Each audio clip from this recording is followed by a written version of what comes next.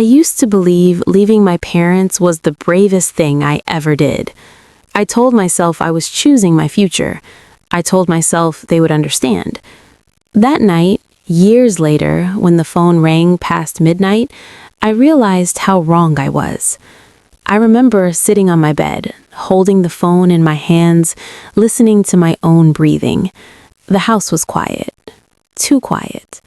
When I heard my mother's voice, weak and shaking, something inside me broke without a sound. She did not cry. She did not blame me. She only said, "Your father keeps asking if you will come home." That was the night everything changed. Set up. Who we were before I left. I grew up in a small house with walls that always smelled like cooking oil and warm bread. It was not a fancy home, but it was full of noise, laughter, and simple routines that felt safe. My father woke up early every day, even on Sundays. He liked to sit near the window with his tea, watching the street come alive. My mother was always moving.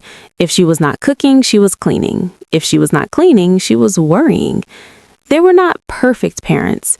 They argued sometimes. They made mistakes. But they loved me in the quiet ways that only parents do. I was their only daughter.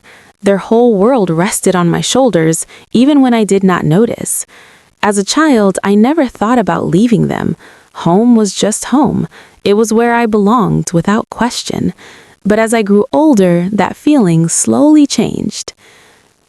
The first distance.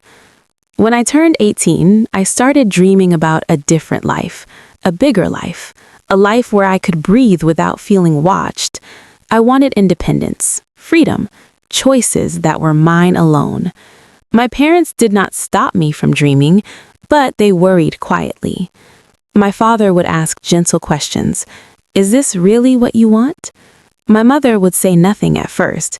She would just look at me longer than usual. At the time, I thought they were holding me back. Now I know they were afraid of losing me. I left home for work in another city. I promised I would visit often. I believed my own words. Life after leaving. The new city was loud and fast. People walked quickly, talked quickly, lived quickly. At first, I loved it. No one knew me. No one expected anything from me. I built a life piece by piece. A small apartment, a job, new friends. I called my parents every few days, then once a week, then only when I remembered. They never complained. That silence fooled me. When I married, my parents were happy, but I could see something in their eyes, a quiet sadness mixed with pride. After the wedding, my visits became rare. Life felt busy, always busy. I told myself I would go next month, then next year. The silence grew. Time has a strange way of passing. You do not feel it until it's already gone. My parents grew older while I stayed the same in my mind. I did not notice my father's slower walk. I did not hear the tiredness in my mother's voice. Every call ended the same way. My mother would say, "Take care of yourself." My father would add, "We are fine. Do not worry." I believed them. I wanted to believe them. Early conflict. Guilt I ignored. Sometimes, late at night, guilt would visit me. It would sit quietly in my chest. I would remember my mother waiting by the door when I was late as a child. I would remember my father teaching me how to ride a bicycle, running behind me until he was out of breath. I pushed those thoughts away. They made me uncomfortable. I told myself my parents had their own life. I told myself I deserved mine too. That lie worked for a long time. The first warning. One evening, my mother mentioned my father had been forgetting things.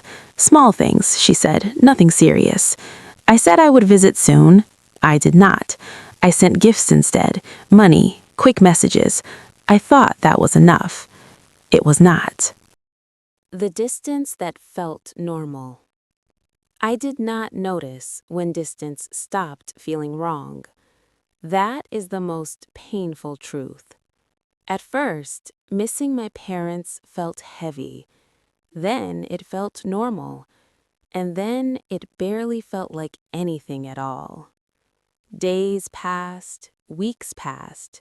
Life kept moving forward, and I moved with it. My husband was kind, but busy. Our home was clean and quiet, sometimes too quiet. I filled my time with work and small routines, cooking dinner, folding clothes, scrolling on my phone late at night. Somewhere in all of that, I stopped asking how my parents really were. Calls that grew shorter. When my mother called, I often answered while doing something else, cooking, walking, thinking about the next thing on my list. She could hear it in my voice. I know she could.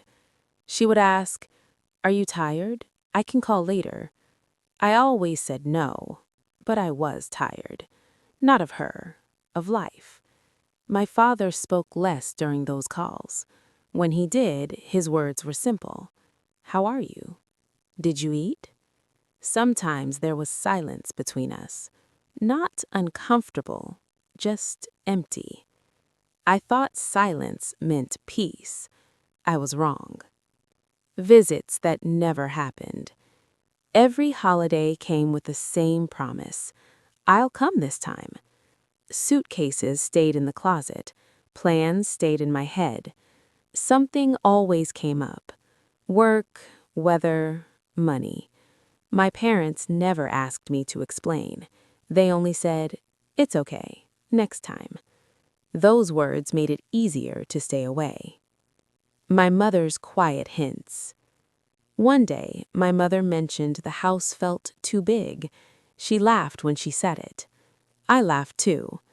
She said the nights were long now, that my father fell asleep earlier than before. I changed the subject. I did not want to hear it. Listening would have meant feeling, and feeling would have meant guilt. The day I missed. There was a day my mother did not call, then another. I noticed, but did nothing. On the third day, I called her. She answered quickly, as if she had been holding the phone. She said everything was fine. Her voice sounded thin. I did not push.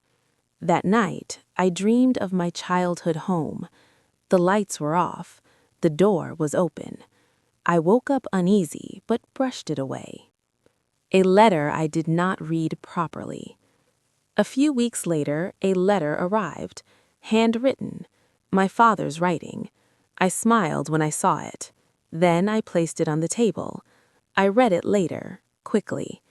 He wrote about the weather, about the neighbors, about the old tree in the yard losing its leaves. At the end, he wrote, "We are proud of you." I folded the letter and put it away. I did not notice what was missing. He did not ask me to visit. He did not say he missed me. He was already letting go. The guilt that whispered. Some nights, guilt returned. It never shouted. It whispered. It asked simple questions. When was the last time you hugged your mother? When was the last time your father laughed with you? I answered those questions with excuses. They understand. They want me to be happy. Those answers helped me sleep. The slow change in my father. My mother mentioned my father was quieter now, that he stared at the window more often. She laughed when she said it. I laughed too. She said the nights were long now, that my father fell asleep earlier than before. I changed the subject. I did not want to hear it. Listening would have meant feeling, and feeling would have meant guilt. The night before everything. The night before the phone rang, I felt restless.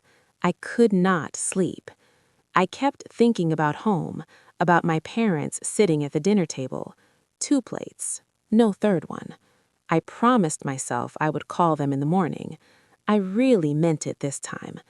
I fell asleep with that promise in my heart. The phone rang before morning came. It rang in the quietest hour of the night, the hour when truth feels heavier. As I reached for it, I already knew. Somewhere deep inside, I had always known. Distance does not protect love. It only delays pain. And pain was finally calling me home. The night that broke me open. The phone kept ringing, not loud, not urgent, just steady. I sat up in bed, my heart already heavy. Some calls arrive before you answer them. You feel them first. When I picked up, I did not say hello. I was afraid my voice would shake. My mother spoke first. "Are you awake?" Her voice sounded smaller than I remembered, like it had shrunk inside her chest. I said yes, then nothing else came out. The words I was not ready for. She did not explain right away. She never rushed difficult things. She took a breath, then another. "Your father had a fall," she said. The room felt suddenly cold. I pulled the blanket closer, even though it was warm. She said he was stable. She said the doctors were watching him. She said I should not worry too much. Those words frightened me more than the truth. My father had always been strong, careful, steady. The idea of him falling felt wrong. What she did not say. She did not cry. She did not ask me to come. That silence hurt more than anything else. I asked how she was. She said she was fine. She always said that. Then she said the words that still echo in my head. "He keeps asking if you will come home. Not when, if." I closed my eyes. Memories rush in. After the call ended, I sat there in the dark. The phone felt heavy in my hand. Memories came without permission. My father teaching me how to tie my shoes. My mother fixing my hair before school. The sound of my name in their voices. I realized something painful. They had been waiting for me quietly for years, and I had mistaken that waiting for strength. The guilt I could not escape. Guilt does not scream. It settles in slowly. It sits in your chest and makes it hard to breathe. I thought of all the times I said I was busy, all the calls I rushed, all the visits I delayed.